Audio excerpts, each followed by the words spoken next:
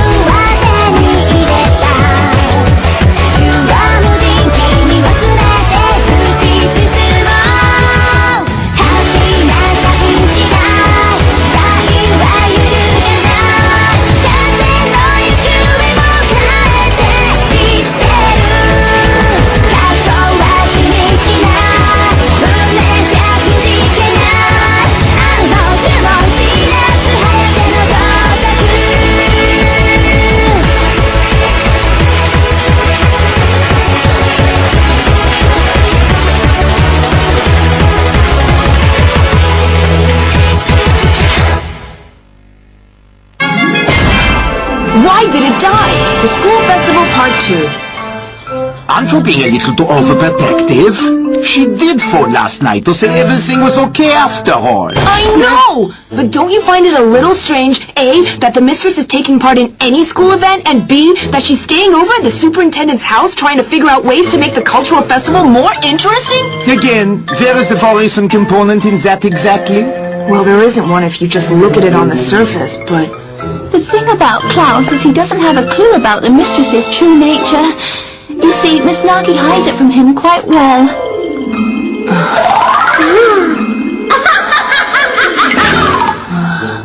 But you know what I'm talking about, right? You know the superintendent's devious nature, don't you, Miss Maria? When it comes to the ability to cause trouble and make other people worry about her, Miss Nagi is in a league of her own. Yeah. I better get this. Hinagiku? Hi, Hinagiku. Good morning to you. We don't have time for small talk, Hayate. Get over here. Ano yung sinabi ko? Nasa harap mo na. Isa na to. Makuha Academy pa rin to, di ba? Parang ibang lugar na kasi. Kakaiba din ang tingin mo sa building na yan, di ba? Sa tingin ko, hindi lang yung building ang kakaiba dito. Halos lahat na nakikita ko nakakagulat. Sinaging may gawa ng lahat ng to. Ano sa palagay mo? Bakit naman? Madami akong nakitang kotse sa parking lot na puno ng graphics ng anime characters. Ganun ang itsura ng kotse ng mga anime fanatics, di ba? Totoo yun. Pero sa palagay ko, iilan lang yun sa kanila. Ang nakikita nyo sa school grounds na to ay katulad ng manga festival na madalas ginaganap sa katapusan ng taon sa Tokyo. Marami ditong doujinshi, mga character merchandise gaya ng mga unan, doujin music CDs, limited edition action figures sa mga corporate booth, limited edition DVDs with special features. At dito sa Rondo Road booth, nagbebenta sila ng limited edition CDs. Kung pamilyar sa inyo ang senaryong to, huwag kayong mag-alala. At para sa mga magulang, huwag nyo nang alamin kung ano ang bibilhin ng mga anak nyo pag nagpunta sila dito. Baka ito pa ang maging dahilan ng pagiging hikikomori nila. Sa view na to, mukhang langgam yung mga tao. Merong kakulangan sa ladies' restroom. May mga estudyanteng napipilitang magbihis sa lahat ng locker room. Aksyonan ng tungkol sa resellers. Hindi ko kaya bumili ng Kagami goods. Merong mga nagrereklamo. Tama na yan. Hindi na natin dapat pag-usapan yan dahil wala naman yung kinalaman sa culture festival natin, ah. Tama ka nga dyan. Hindi ako makapaniwalang nakagawa ng ganito kalaking event ang superintendent sa loob ng isang gabi. Nalaman din ito ng mga bisita, kahanga-hanga. Hindi natin sila dapat purihin dahil dyan. Kung hahayaan natin to, taon-taon na lang gagawin yan. Eh di makakapag-generate na tayo ng malaking profits! Hindi yun ang sinasabi ko. Kung daang-daang taong pupunta dito, delikado yun dahil baka magkaroon ng stampede at ma-injure ang mga tao. Gagawin ko to ng paraan.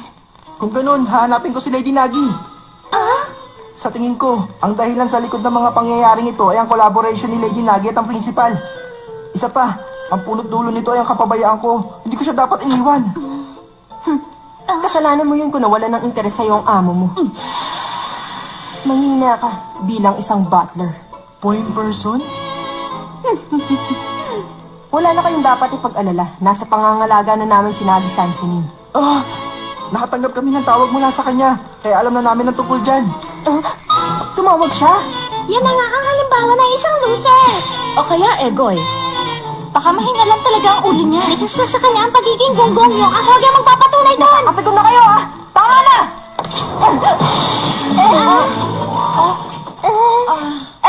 Bakit kayo ganyan? Pumunta pa naman ako dito para sabihin ko sa inyo kung saan niyo siya makikita. At bakit?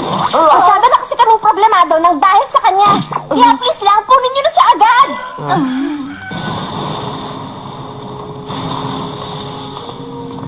Mahirap paniwala ang bahagi pa rin pala to ng school campus. Nagmemerienda si Lady Kusua sa dining hall. Kaya puntahan niyo na siya.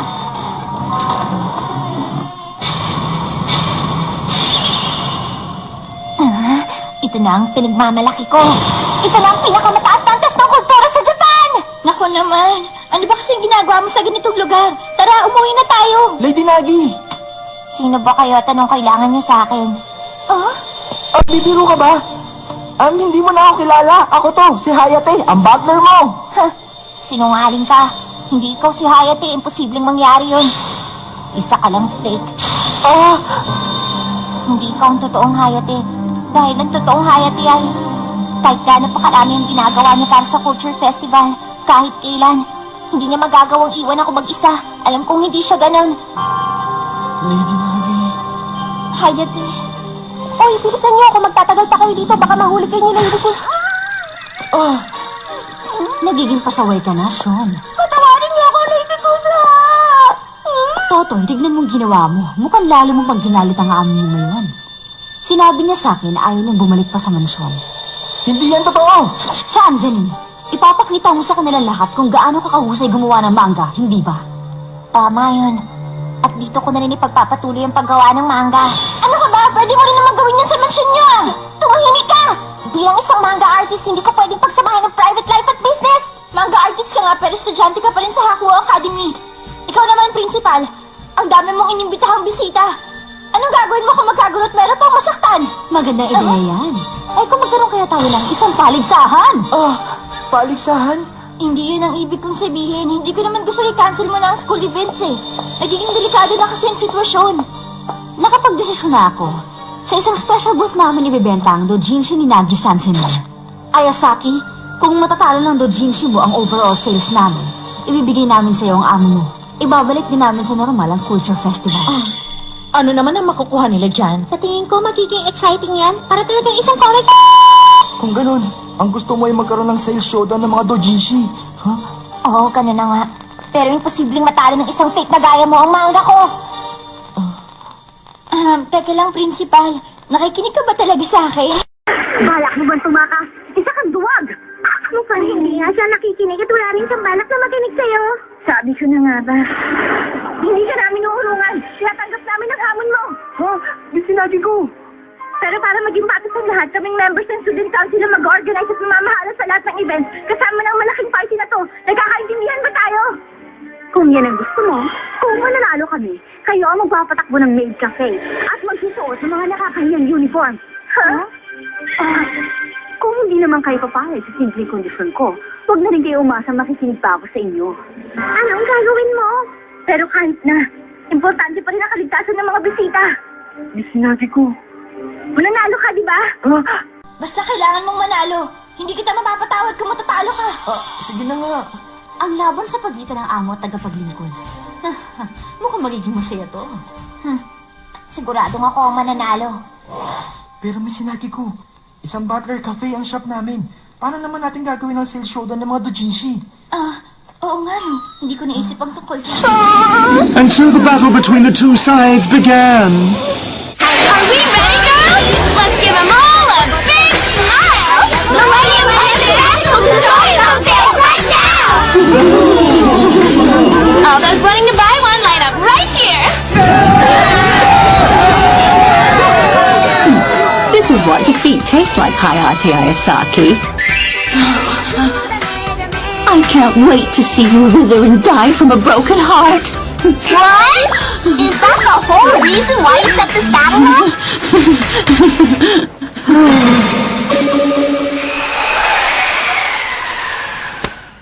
Try and lose like a man, Hayata. There's no shame in forfeiting, Hayato.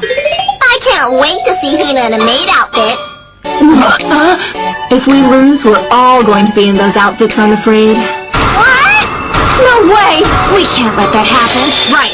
And that's why we all have to support Hayate. And don't forget the big picture. What? If you don't win this fight, you won't win Nagi back. You have to find a way to open her eyes. Understand? I think so. Hinagiku's right. I have to find a way to get through to the mistress no matter what.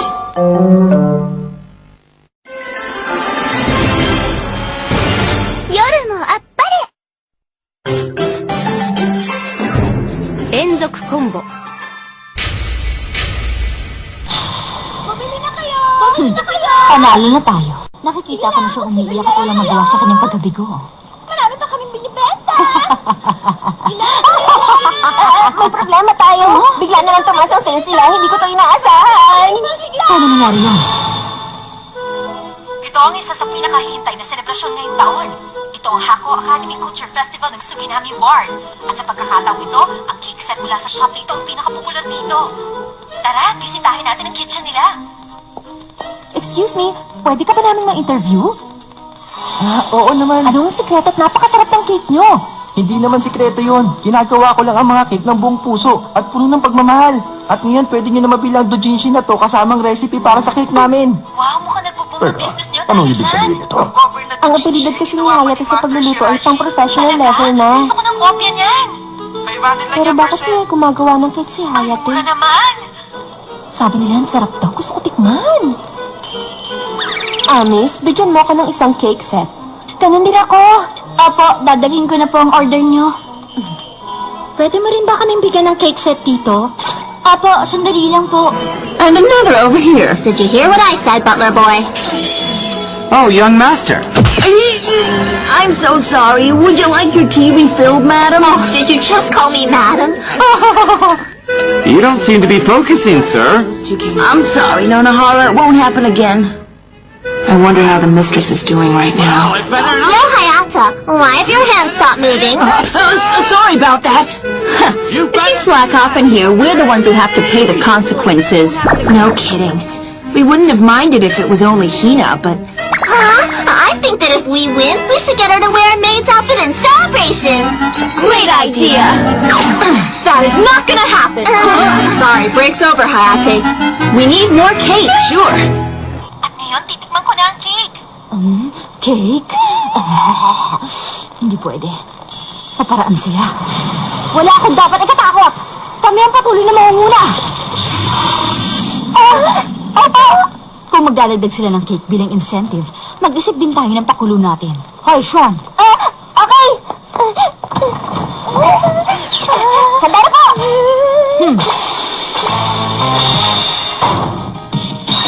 Ang sino mang bibili ng doujinshi ni Nag ay gaganti pala ka ng mamahaling premyo. Bumili na kayo agad bago maubusan.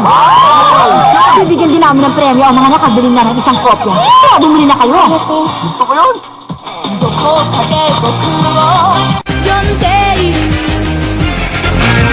As the hours ticked by, the battle got hotter and hotter. Meanwhile,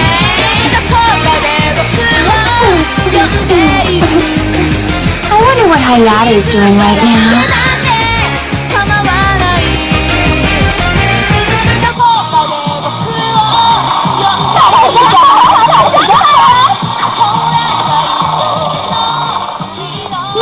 sayang, muntik na yun ah. Ang consolation prize, manahaling home theater set. Ayos! Sayang hindi kayo naka-jackpot. Ito na yung price ng Dojinshi na. Oh, maraming salamat naman. Naibenta na namin ang lahat ng Dojinshi! Wow!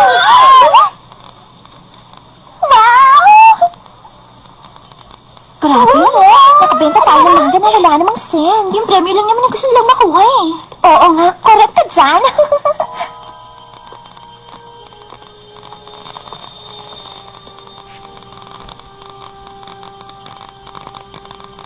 Wala siya dito. Ano ba ang dahilan at nagiging matigas ang ulo mo? Nawawala na ba ng bisa ang hypnosis? Kung ganun, madali na para sa iyong bumalik. Mukhang mas matalino ka kaysa sa akin.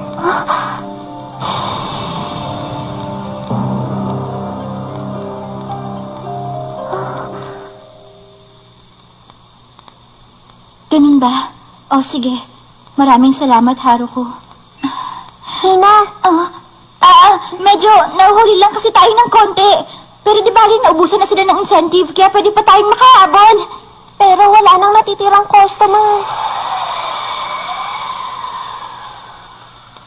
Konti na lang ang kailangan natin kaya huwag tayong tumigil para makahabol tayo. Oo nga, tama ang sinabi ni Miss Katsura.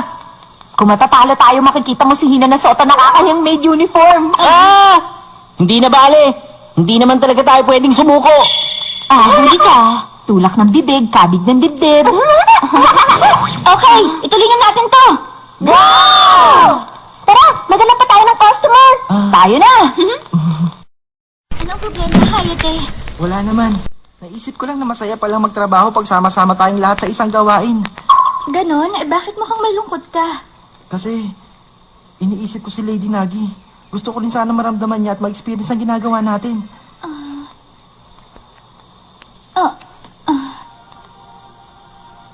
Kung ganon, iparalas na rin natin sa kanya to. Ngayon na!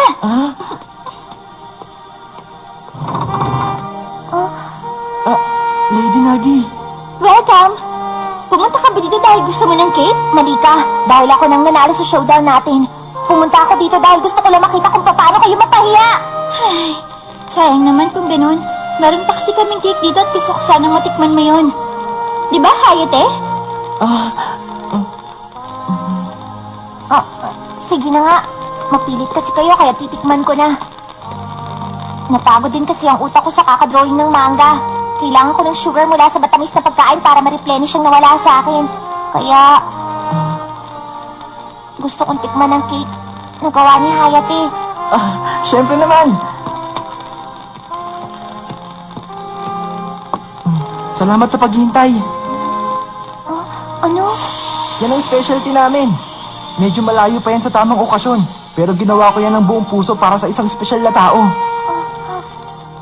Alam mo, kinalimutan na kasi ako ng taong yun at parang hindi niya na ako nakikilala ngayon. Kung kaya, ginawa ko ang cake na to. Dahil gusto ko maalala niya ang masasayang panahon na magkasama kami. Ayokong tuluyan niya malimot yun.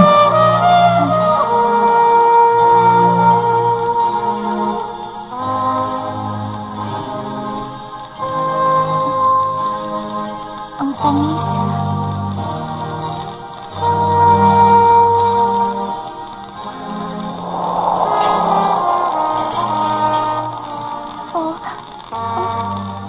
Hayate? Lady Nagi. Nasaan ako? Ang huli ko naaalala, hinahanap kita. Pagkatapos na may kinausap akong weirdong manghuhula sa hallway ng school building.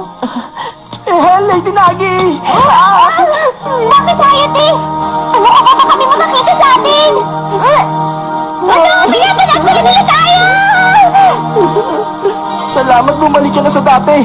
Nawala na ng bisa ang hypnosis. Ano naman kung ganon? Tingnan niyo nga ang relo. Malapit naman time's up. Pero kitang-kita ang laki na agwat sa sales.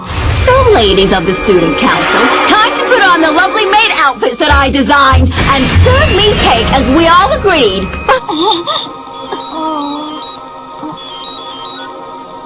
Hello, sino to? Nagi, naisip ko kasi na siguro wala ka na sa hypnotic state at baka kasama mo na si Hayate sa mga oras na to. Tama ka, pero bakit ka napatawag? Medyo problemado ang mga kasama ko dito ngayon eh. Naku, pasensya na ah. Gusto ko kasing matikman yung cake na ginawa ni Hayate, kaya tumawag ako. Pwede mo rin bang ibili ang lahat ng SP natin para makakain din sila ng cake? Mga 2,000 silang lahat. Sige, walang problema. Magpapabili ng cake si Maria para sa 2,000 daw na katao.